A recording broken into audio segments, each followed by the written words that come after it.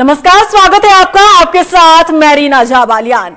उत्तराखंड में अभी हाल ही में हुए निकाय चुनाव में बीजेपी की परफॉर्मेंस भले ही अच्छी रही हो, लेकिन कई जगहों पर कैबिनेट मंत्रियों के जो क्षेत्र हैं वहां पर हार का सामना पार्टी को करना पड़ा है। अब ऐसे में बीजेपी प्लान तैयार कर रही है कि जहां जहां बीजेपी को हार का सामना करना पड़ा है वहां वहां पर विचार विमर्श किया जाएगा, मंथन किया जाएगा, समीक्षा की जाएगी। लेकिन अब इसने मंत्रियों की टेंशन बढ़ा दी है, क्योंकि ये माना जा रहा है कि समीक्षा के बाद जो मंत्री हैं उनका जो भविष्य है आगे तय किया जाएगा। क्योंकि ऐसी क्या वजह रही कि मंत्रियों के क्षेत्र में पार्टी को हार का सामना करना पड़ा है। आज इसी मुद्दे पर हम चर्चा करेंगे, लेकिन उससे पहले ये रिपोर्ट देखिए। उत्तराखंड बीजेपी की हार पर समीक्षा, पस्त मंत्रियों की परीक्षा, पार्टी करेगी निकाय चुनाव परिणाम पर मंथन, मंत्रियों की बढ़ी टेंशन। उत्तराखंड निकाय चुनाव में बीजेपी को जहां 11 नगर निगम में से 10 निगम पर जीत हासिल हुई, वहीं नगर पंचायत और नगर पालिका में बीजेपी को कई जगहों पर हार का सामना भी करना पड़ा। खासकर बात उन सीटों की करें जहां से बीजेपी के हाई प्रोफाइल चेहरे आते हैं, तो उनकी भी समीक्षा होने जा रही है। बीजेपी को सबसे बड़ा नुकसान जिन जिलों में हुआ है, उन जिलों में पौड़ी, चमोली, रुद्रप्रयाग, उत्तरकाशी शामिल है। बात अगर पौड़ी की करें तो पौड़ी जनपद से विधानसभा अध्यक्ष रितु खंडूड़ी भी आती हैं। तो वहीं कैबिनेट मंत्री धन सिंह रावत और सतपाल महाराज भी आते हैं। लेकिन बीजेपी केवल पौड़ी जनपद में कोटद्वार नगर निगम जीतने में कामयाब रही, जहां बीजेपी को नगर निगम अध्यक्ष पद पर जीत हासिल हुई। तो वहीं कैबिनेट मंत्री धन सिंह रावत के विधानसभा क्षेत्र श्रीनगर में बीजेपी को हार का सामना करना पड़ा। वहीं कैबिनेट मंत्री सतपाल महाराज के विधानसभा क्षेत्र सतपुली में भी बीजेपी को हार का सामना करना पड़ा। बात अगर कैबिनेट मंत्री सुबोध उनियाल की करें तो उनके विधानसभा क्षेत्र में भी बीजेपी को हार का सामना करना पड़ा है। मुनि की रेती नगर पालिका में बीजेपी को हार का सामना करना पड़ा। गजा नगर पंचायत में भी बीजेपी को हार का सामना करना पड़ा है। मंत्रियों की परफॉर्मेंस की बात करें तो कैबिनेट मंत्री धन सिंह रावत, सतपाल महाराज, सुबोध उनियाल के क्षेत्र में बीजेपी को हार का सामना करना पड़ा है। वहीं कैबिनेट मंत्री गणेश जोशी के क्षेत्र मसूरी, कैबिनेट मंत्री सौरभ बहुगुणा के क्षेत्र सितारगंज में बीजेपी जीती है। कैबिनेट मंत्री प्रेमचंद अग्रवाल के विधानसभा क्षेत्र ऋषिकेश, जो सबसे हॉट सीट थी, उसे जिताने में अग्रवाल कामयाब रहे हैं।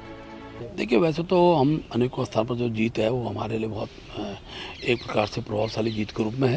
लेकिन ये सत्य है कि अपेक्षाएं रहती हैं कि हमने हर मंत्री को, हर विधायक को उनका क्षेत्र की कुछ अलग से हमने जिम्मेवारियां दी थी। अब उसके कारणों की समीक्षा करेंगे हम, चाहे जीत हो हार हो, हमारे यहाँ समीक्षा जरूर होती है। समीक्षा के बाद सब प्रकार निर्णय होगा। लेकिन आगामी दिनों के अंदर पंचायत के चुनाव में, सहकारिता के चुनाव में भारतीय जनता पार्टी जीते, इसके लिए हमारा प्रयास रहेगा। बीजेपी प्रदेश अध्यक्ष महेंद्र भट्ट भले ही बात हारी हुई सीटों पर समीक्षा की कर रहे हों, लेकिन महेंद्र भट्ट के गृह जनपद चमोली में भी बीजेपी की स्थिति अच्छी नहीं रही। कैबिनेट मंत्री प्रेमचंद अग्रवाल का कहना है कि भारतीय जनता पार्टी की ये अच्छी बात है कि पार्टी जीते या हारे समीक्षा जरूर करती है। देखिए, हमारा संगठन एक ऐसा संगठन है, किसी भी कार्यक्रम के बाद उसकी समीक्षा जरूर करता है। हम जीतते तो भी समीक्षा करते हैं। यदि हम सांसद जीते 500 तो भी हम समीक्षा करते हैं, कोई कमी तो नहीं रही, क्या हम इससे और अच्छा कर सकते थे। और यदि हम हारे हैं तो स्वाभाविक रूप से हम उसकी समीक्षा करते हैं। वो हर चुनाव के बाद हम लोग समीक्षा करते ही हैं। बीजेपी मंत्रियों की परफॉर्मेंस को भी निकाय चुनाव में हार की समीक्षा के रूप में देखने वाली है। ऐसे में देखना होगा कि जब मंत्रिमंडल विस्तार होता है तब क्या निकाय चुनाव में मंत्रियों की परफॉर्मेंस को भी आधार बनाया जाता है या फिर नहीं। रफ्तार मीडिया के लिए देहरादून से मनीष डंगवाल की रिपोर्ट। तो बीजेपी की हार पर समीक्षा ने अब मंत्रियों की टेंशन बढ़ा दी है, क्योंकि माना यह जा रहा है कि इस समीक्षा के बाद ही मंत्रियों का जो सियासी भविष्य आगे क्या होगा इसे तय किया जाएगा। आज इसी मुद्दे पर हम चर्चा करेंगे। मेहमान हमारे साथ जुड़ गए। इंट्रोडक्शन पहले आपका करवा देते हैं मेहमानों से। राजेश्वर पैनुली जी बीजेपी से, कांग्रेस से सुलेमान अली जी हैं और वरिष्ठ पत्रकार गजेंद्र रावत जी हमारे साथ चर्चा में। आप सभी का बहुत स्वागत। राजेश्वर पैनुली जी, क्या माना जाए, क्योंकि हार पर समीक्षा अब आपकी पार्टी करने जा रही है और ऐसे में माना जा रहा है कि इसने अब मंत्रियों की टेंशन बढ़ा दी है, क्योंकि खास तौर पर यहां मंथन और विचार विमर्श किया जाएगा उन क्षेत्रों को लेकर जहां पर जो बड़े चेहरे हैं, जो मंत्री हैं, वही अपने उम्मीदवार को नहीं जिता पाए। देखिए, सबको पहले तो नमस्कार। हमारे सारे जो गजेंद्र रावत जितने सीनियर है हमसे ज़्यादा अच्छा जानते हैं, समीक्षा वो ज़्यादा इंडिपेंडेंट रूप से कर सकते हैं। लेकिन अगर हम वैसे देखिए, जहाँ तक बीजेपी प्रेमचंद अग्रवाल जी के भी आपका सुन रहा था, बीजेपी में तो देखिए समीक्षा हर बार होती, चाहे जीते हारे, चाहे बराबर रहे, चाहे आसपास रहे। बीजेपी एक ऐसी पार्टी है जो इसको हर बार सीखने की कोशिश करती है, गलतियों को सुधारने की कोशिश करती है, और उसको सिर्फ समीक्षा न माने, उसको आगे के रणनीति में कहीं ना कहीं कन्वर्ट किया जाता है कि क्या क्या दिक्कतें, क्या क्या कमियां थी और कहाँ हमने अच्छा परफॉर्म किया, उसको कैसे ठीक किया जाए। ये जो बार बार एक शगुफा बनाया जा रहा है या एक तरीका बनाया जा रहा है कि इसको मंत्रियों के परफॉर्मेंस से जोड़ा जाएगा, इसका मंत्रियों के परफॉर्मेंस से मुझे नहीं लगता कोई लेना देना है, या मंत्रियों को उसके वजह से इससे कोई इम्पैक्ट आने वाला है। हमेशा बीजेपी, चाहे मंत्री हो, चाहे सामान्य कार्यकर्ता हो, चाहे जिला अध्यक्ष हो, चाहे मंडल अध्यक्ष हो, सबकी रिस्पॉन्सिबिलिटी कहीं ना कहीं रहती है और सब अपने अपने तरीके से काम करते हैं। तो कहाँ पर कौन फेलियर है, तो आप सीधे ये नहीं कहा जा सकता कि जो मंत्री बना वो वही जिता करके लाएगा। जिताने के लिए तो जो साधारण नहीं, तो जहां पर जीत हुई है वहां पर मंत्री की पीठ थपथपाई जा रही है, वहां क्रेडिट उन्हें दिया जा रहा है। अगर हम ऋषिकेश की बात करते हैं तो यहां पर जो जीत हुई बीजेपी की, तो कहा जा रहा है कि प्रेमचंद अग्रवाल ने खूब मेहनत की थी उम्मीदवार के लिए, और देखिए यहां इतना टफ कंपटीशन था, ये हॉट सीट बनकर ये निकला। उसके बावजूद भी यहां पर टफ कंपटीशन के बावजूद भी प्रेमचंद अग्रवाल ने जो मेहनत की वो सफल हुई और यहां बीजेपी उम्मीदवार की जीत हुई। तो जब अगर ये कहा जा सकता है जीत का क्रेडिट अगर मंत्री को दिया जाता है, तो हार का क्यों नहीं? देखिए, जीत का क्रेडिट मुझे नहीं लगता वो परसेप्शन बनाने की कोशिश कर रहे होंगे। कुछ लोग, कुछ कार्यकर्ता अति उत्साह में रहते हैं, परसेप्शन बनाते हैं। परसेप्शन देखिए, हर जब तक सारे कोई एक मंत्री, विशेष मंत्री कोई ऐसा कहे कि मैं मेरे बलबूते पे जीता, ऐसा नहीं। चुनाव प्रचार में तो मंत्री भी उतरे थे ना, राजेश्वर पैन्यूली जी, आप भी जानते हैं, चाहे धन सिंह रावत हो चाहे प्रेमचंद अग्रवाल हो, ये भी तो प्रचार करते हुए नजर आए थे अपने उम्मीदवार के लिए। चुनाव लेकिन ऐसा क्या हुआ कि मंत्री भी वहां उम्मीदवार के लिए प्रचार करते दिख रहे थे, लेकिन इसके बावजूद भी वो जीत नहीं दिला पाए? फिर तो सवाल पूछा जाएगा ना, फिर तो सवाल बनता है। नहीं, क्या हुआ, देखिए अब आप वही आगे क्या हुआ वाली तो अब समीक्षा की जाएगी कि क्या एक्चुअल में हुआ क्या। हाँ। और किसको वास्तव में क्रेडिट जाना चाहिए। अभी तो एक परसेप्शन बना कि किस मंत्री के क्षेत्र में, और एक जनरल परसेप्शन बनने लग गया कि इस मंत्री के कारण से जीत गए या इस मंत्री ने बड़ी मेहनत की। देखिए, जहां तक मेरी अपनी वो है समझ है, और जहां तक भारतीय जनता पार्टी का, ऐसा कोई मंत्री नहीं रहा। तो मतलब आप मानते हैं कि प्रेमचंद अग्रवाल का कोई योगदान नहीं था ऋषिकेश सीट पर? नहीं, 100% योगदान था, और सारे मंत्रियों का 100% योगदान था। अब क्यों क्रेडिट दे रहे हैं? योगदान फिर मत दीजिए ना। योगदान तो सभी का था ना, मैं वही आपको बता रहा हूँ। योगदान उसका भी, उनका भी था, उनके मंडल अध्यक्ष का भी योगदान था, जिला अध्यक्ष का भी योगदान था, और साधारण कार्यकर्ता का भी योगदान था, पन्ना प्रमुख था, उसका योगदान था। योगदान की यहाँ तक बात करें, सबका योगदान था, और सब से ही जीत करके कैंडिडेट आता है। ठीक है, अपना परसेप्शन यहाँ पर तैयार किया जाता है। सुलेमान अली जी जवाब दीजिएगा, क्योंकि आप लोगों के लिए भी ये राह आसान नहीं है, 27 की राह, और हालांकि आप लोगों की तैयारी कब से शुरू हो गई होगी ये तो पार्टी ही जानती होगी, लेकिन हम देख रहे हैं कि अभी से ही निकाय चुनाव खत्म हुआ नहीं कि बीजेपी की तैयारी अब 27 को लेकर नजर आने लगी, और यही कारण है कि जीत के बावजूद भी जिस सीट पर, जिस क्षेत्र में हार हुई, उन सीटों को लेकर पार्टी समीक्षा करेगी। क्या कहेंगे आप? देखिए, प्रदेश का दुर्भाग्य ये कि भाजपा सिवाय चुनाव के अलावा कुछ नहीं जानती। भाजपा जो है प्रदेश की स्थिति को नहीं देख पा रही कि जब एक इनके पूर्व विधायक और एक इनके समर्थक विधायक लगातार गोलीबाजी कर रहे हैं। खैर छोड़िए, मैं उस पर नहीं जाता हूँ, लेकिन मैं ये कहता हूँ, आप भी इसी प्रदेश में बहुत टाइम से राजनीति को कवर कर रहे होंगे पत्रकार के नाते, और माननीय गजेंद्र जी भी जो है देख रहे होंगे। क्या आपने सुना कि मंगलौर और बद्रीनाथ के बाद कोई समीक्षा बैठक हुई भाजपा की? क्या आपने सुना कि केदारनाथ के बाद कोई समीक्षा बैठक हुई?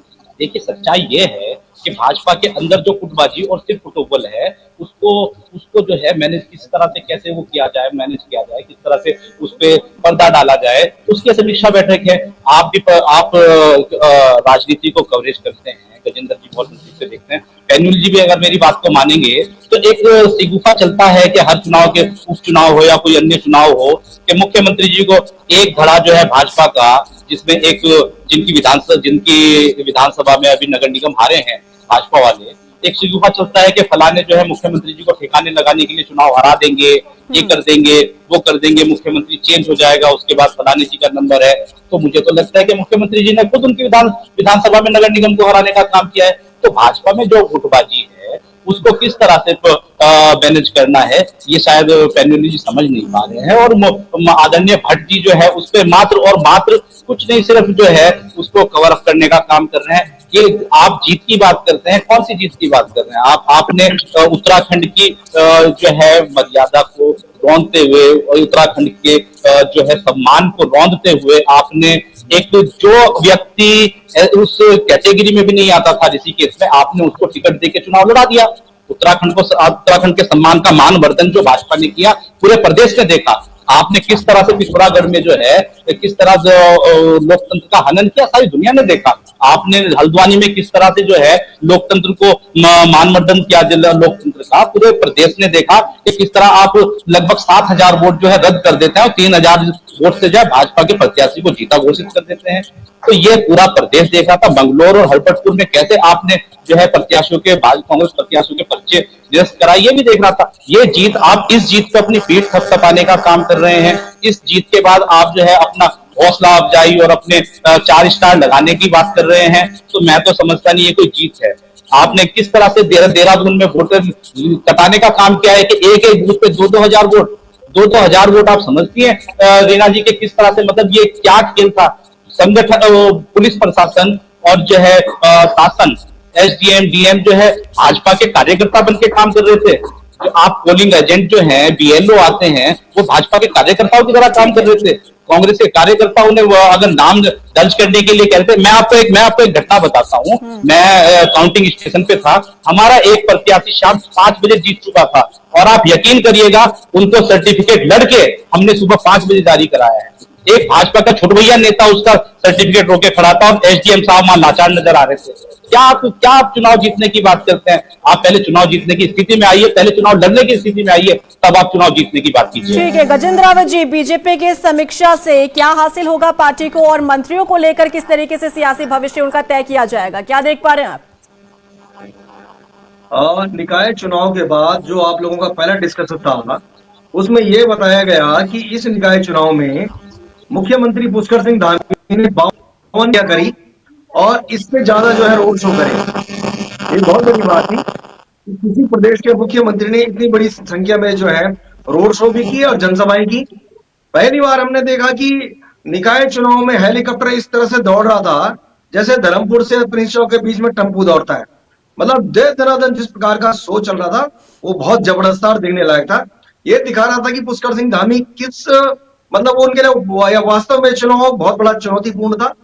राजेश्वर पैनोली जी को याद होगा कि उन्होंने उत्तरकाशी में भाषण दिया। उन्होंने कहा कि यहाँ पर किशोर भट्ट को वोट नहीं दे रहे आप ये सोचिए किशोर भट्ट यहाँ से फोन करेंगे और देहरादून में धड़ से काम होंगे। 3,000 वोट से मुख्यमंत्री के जनसंपर्क अधिकारी चुनाव हार गए। उन्होंने बड़कोट में कहा कि भैया यहाँ निर्दलीय को वोट मत देना, कोई काम नहीं होगा। वहां पर जो है निर्दलीय कैंडिडेट जीत गया। पुरोला में गए, वहां पर भी जो है दूसरी पार्टी का जीत गया। वो टिहरी में गए, टिहरी में 4 विधायक 2 पूर्व कैबिनेट मंत्री रोड शो कर रहे थे। मुख्यमंत्री का बहुत बड़ा शो करवाया गया और वहां जो है बीजेपी कैंडिडेट नंबर 3 पे चले गया। चमोली में आप जाते हैं जहां महेंद्र भट्ट का क्षेत्र है, 10 में से सिर्फ 2 सीटें जीते। पौड़ी लोकसभा का अगर हाल देखें, जहां धन सिंह रावत से लेके अनिल बलूनी तक एक तरफ से पूरा मामला साफ। टिहरी लोकसभा से लेके पौड़ी लोकसभा में तो आप ये समझ सकते हैं कि बहुत बुरा हाल जो है भाजपा का था। जो गंभीर बात है वो ये है कि परफॉर्मेंस जब आप चेक करते हैं तो सबसे पहले जो सबसे फ्रंट लाइन पर जो मतलब प्रचार कर रहे थे मुख्यमंत्री, उनके रोड शो, उनकी जनसभाएं, और उन्होंने जो बात कही थी कि निर्दलियों को और विपक्ष के लोगों को वोट मत देना, अदरवाइज काम नहीं होंगे। ये लोग कहेंगे कि भैया हमारी न तो प्रदेश में सरकार न केंद्र में सरकार, इसके बावजूद अधिकांश सीटों पर जो 100 सीटें हैं लगभग नगर निगम, नगर पंचायत और नगर पालिकाओं की, इनमें से बड़ी संख्या में तो अपोजिशन वाले लोग जीत कर आ गए, उनमें बड़ी संख्या में निर्दलीय जीत कर आ गए। उन लोगों के भविष्य को लेकर अब खतरा है कि क्या उन क्षेत्रों में काम होंगे या फिर उसको जो है सिर्फ चुनावी भाषण कहा जाएगा। ये दिखाता है कि लोकतंत्र में जब इस प्रकार से आप चुनाव मैदान में उतरते हैं और समीक्षा की बात करते हैं तो इस बात की समीक्षा करने की आज जरूरत है कि मंत्रिमंडल की 4 सीटें खाली है मैडम। अगर 4 मंत्रिमंडल की सीटें भरी होती तो निश्चित रूप से पुष्कर सिंह धामी के लिए ये काम और आसान होता। जिस प्रकार से और तमाम मंत्रियों की, क्योंकि आपने मंत्रिमंडल को लेकर यहाँ पर जिक्र किया है गजेंद्र रावत जी, तो कहा यह भी जा रहा है कि जो अब समीक्षा की जाएगी और जो बड़े मंत्री रहे और जिन क्षेत्रों में बीजेपी को हार का सामना करना पड़ा है उस परफॉर्मेंस को देखते हुए कैबिनेट विस्तार होगा तो उस पर भी इसका असर देखने को मिलेगा, क्या आपको लग रहा है? ये बिल्कुल नहीं है, ये पूरी तरह गलत है। और मैं जानता हूं कि जो भारतीय जनता पार्टी की राजनीति है, अगर परफॉर्मेंस के आधार पर ही चयन किया जाता हाँ। तो पुष्कर सिंह धामी तो 2022 में चुनाव हार गए थे, उनको मुख्यमंत्री बना दिया। तो मैडम इस पार्टी में 4 साल से मंत्रिमंडल 3 साल से 4 पद खाली हैं, वो किसी परफॉर्मेंस का वेट नहीं कर रहे हैं। वो जातीय समीकरण, क्षेत्रीय समीकरण, अगला चुनाव कौन लड़ेगा उस सब पे आधारित है। अगर यही करना होता तो ये धामी जी को मुख्यमंत्री क्यों बनाते? ये बिल्कुल नहीं है। तो ये परफॉर्मेंस वाला जो विषय है ये कहीं नहीं है। इन लोगों का पूरा फोकस, चूंकि ये 24/7 इलेक्शन मोड में रहते हैं, अब निकाय चुनाव निपट गए तो इनका फोकस अब ये होगा कि पंचायत चुनाव में क्या कहना है, उसके लिए नई भूमिका बनाएंगे। फिर बताएंगे भैया तुमने पीछे काम पूरा नहीं किया, इसलिए तुम्हें मंत्री तब बनाएंगे जब पंचायत में अच्छा रिजल्ट आएगा। और ये करते करते पूरा समय कट जाएगा। और ये 3 साल तो पूरे हो गए, हम देख रहे हैं मिनिस्टरशिप खाली है। मुख्यमंत्री के पास 3 दर्जन विभाग है, भारी भरकम विभाग है। उनके पास काम का इतना ज्यादा लोड है, एक तो उनको देश भर में जो है रोड शो करने पड़ रहे हैं, दिल्ली जाके वोट मांगने पड़ रहे हैं। कुछ दिन पहले हरियाणा में मांग रहे थे, महाराष्ट्र, पूरे देश में वोट मांगने। और आप देख रहे हैं कि मैं तो देख रहा था जो हमारे देहरादून के नए मेयर चुनकर आए हैं, उन्होंने उनके बारे में बता रहे हैं कि वो देहरादून में ढूंढते रहे मुख्यमंत्री, जब नहीं मिले तो गुलदस्ते लेकर दिल्ली पहुंच गए। वो गजराज बिस्ट्री में पता चल रहा है गुलदस्ते देने के लिए दिल्ली चले गए। तो भैया ऐसी नौबत नहीं आनी चाहिए। और मेरा मानना है कि सत्ता में जब तक आप डिसेंट्रलाइजेशन ऑफ पावर का सिद्धांत नहीं अपनाएंगे, सबको काम नहीं बांटेंगे, टीम को और विस्तार नहीं देंगे, तो निश्चित रूप से काम में अड़चन आएगी। और आज जो विकास का पहिया आप देख रहे हैं कि वो रुका हुआ है। मतलब आज 11 दिन हो गए हैं चुनाव परिणाम आए हुए और शपथ नहीं हो रही है राजेश्वर बैनर्जी जी। बहुत गंभीर बात है। 1 साल बाद तो आपने चुनाव करवाए और अब अभी आप शपथ भी नहीं करवा रहे हैं, तो वो प्रशासकों का कार्यकाल और कितना लंबा खींच रहे हैं, ये भी गंभीर सवाल है। जो लोग चुन कर आए हैं वो फोन कर रहे हैं, भैया जरा पूछिए वहाँ क्या बात है, क्यों नहीं हो रहा है। ठीक तो है, ये बड़ी गंभीर बात है, सामने इस बात पर जरूर होना चाहिए। ठीक है, इस पर जवाब देते हैं राजेश्वर जी, जवाब दीजिएगा। निश्चित रूप से उन्हें काम पे लगाया जाना चाहिए। देखिए, सबसे पहले तो मैं कांग्रेस प्रवक्ता के जवाब कर देता हूँ। जी। कांग्रेस प्रवक्ता जी का लगातार ये है कि समीक्षा, देखिए भारतीय जनता पार्टी समीक्षा की बात नहीं होती, पूरी तरीके से करती। चाहे केदारनाथ का चुनाव हुआ, अब आपको हाई परसेप्शन पे नहीं दिखलाया होगा, पूरे क्षेत्र उस पर जनरल डिस्कशन नहीं होगा, डिबेट नहीं होगी, हो सकता है, लेकिन समीक्षा हर जगह होती है। बात ये समझ दीजिए आप। सुन तो आप देखिए, आप पूरी बात सुन तो लीजिए। जब आप देखिए बात सुन लीजिए, देखिए आप समझ लीजिए, मैंने आपके बीच में बिल्कुल डिस्टर्ब नहीं किया।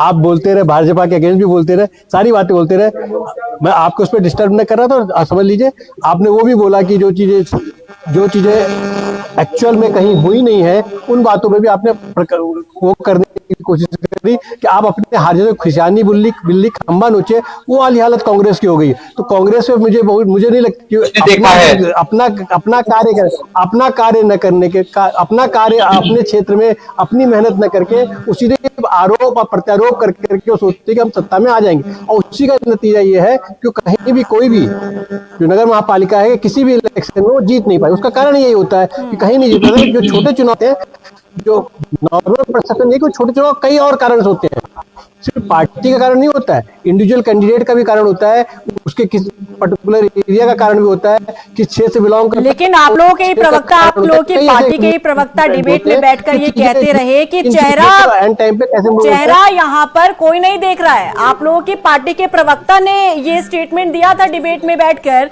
कि यहाँ पर चेहरा कौन उतर रहा है इससे कोई फर्क नहीं पड़ता है, उन्हें ये फर्क पड़ता है कि चिन्ह क्या है, पार्टी का चिन्ह कौन सा है और पार्टी कौन सी है। यानी कि अब अगर हार है तो आप ठीकरा फोड़ देते हैं चेहरे पर और जीत होती है तो क्रेडिट खुद ले जाते हैं। राजेश्वर जी, ऐसा थोड़ी चलेगा। रीना, अब रीना जी, आप जिन्होंने ये बात कही उनके पास कुछ डाटा होंगे, अब उसी की समीक्षा होने वाली है कि वो डाटा कितने सही है और परसेप्शन हमारा कितना गलत रहा और क्या क्या चीजें उसके गलत कारण, देखिए उसी में समीक्षा होनी चाहिए। और गजेंद्र रावत जी का जो रहा वो कुछ दूसरी चीजों में चले गए कि क्या हुआ, कैसे हुआ, मंत्री पद क्यों खाली है, मुख्यमंत्री कहते हैं कि मुख्यमंत्री ने बड़ी मेहनत की।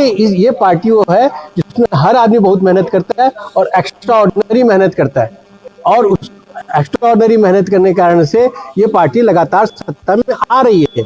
और जहां तक आप जो समीक्षाएं और प्रतिक्रियाएं या उसके बाद में इनपुट लेना, देखिए पार्टी का काम है, हर एक पार्टी के एक कार्यकर्ता के पास जाता है, वो समझने की कोशिश करता है और गलतियों को आगे कैसे सुधारा जाए, इसमें कोई शक नहीं है कि हमारी पार्टी लगातार कैसे इलेक्शन लड़ना है, राजनीतिक पार्टी है, ऑल टाइम इलेक्शन मोड में थोड़ी रहेंगे राजेश्वर जी, काम कैसे करना है इस पर भी तो फोकस होगा ना कि ऑल टाइम इलेक्शन मोड में ही चलेंगे। कार्यकर्ताओं की टीम होती है, उनकी ट्रेनिंग देना, उनको आगे इलेक्शन कैसे लड़ना है उस पर ध्यान। यही तो मैं कह रही हूँ ना राजेश्वर जी की ऑल टाइम इलेक्शन मोड में रहेगी पार्टी, काम कैसे करना है, जनता की समस्या का समाधान कैसे होना है, जनता की सुनवाई कैसे करनी है, जिसके लिए सरकार आई है, जिसके लिए सरकार चुनी गई है, वो काम कैसे करना है, बजाय इसके ऑल टाइम अगर पार्टी इलेक्शन मोड में रहेगी तो फिर ऐसे कैसे काम चलेगा।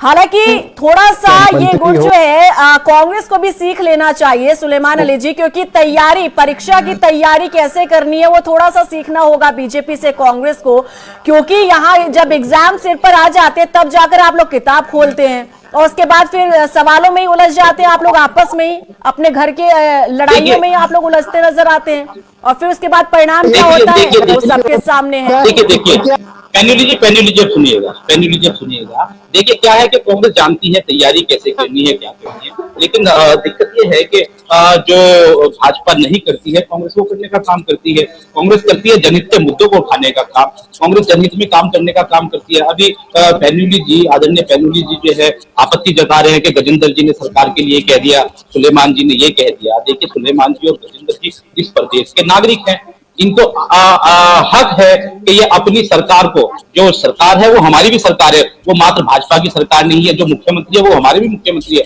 हमें बिल्कुल हक है कि मंत्री और मुख्यमंत्री की कार्य प्रणाली पे उंगली उठाने का, बिल्कुल उन पर हमें टिप्पणी करने का अधिकार है। आप ये मत कहिए कि कैसे कर दी और क्यों कर दी। क्या मुख्यमंत्री को सिर्फ हमने इसलिए चुना है कि वो कभी बॉम्बे के चुनाव, वहां से फ्री हो तो दिल्ली के चुनाव, वहां से फ्री हो तो देहरादून के चुनाव, यहाँ से फ्री हो तो बिहार के चुनाव, क्या चुनाव लड़ाने के लिए मुख्यमंत्री जी को हमने रखा हुआ है? और आप कह रहे हैं कि खिसियानी बिल्ली खंबा नोचे। आपके अभी एक नए नवेले भाजपाई आदरणीय खाती जी पिथौरागढ़ में स्पष्ट कहते हैं, आप देखिए उनकी बाइट देखिए, आप उनका बयान देखिए, वो कहते हैं कि हमारे मंत्री जी ने अधिकारियों को निर्देश किया, हम धन्यवाद करते हैं और हम धन्यवाद करते हैं अधिकारियों का भी। आप सुनिए उनका वक्तव्य।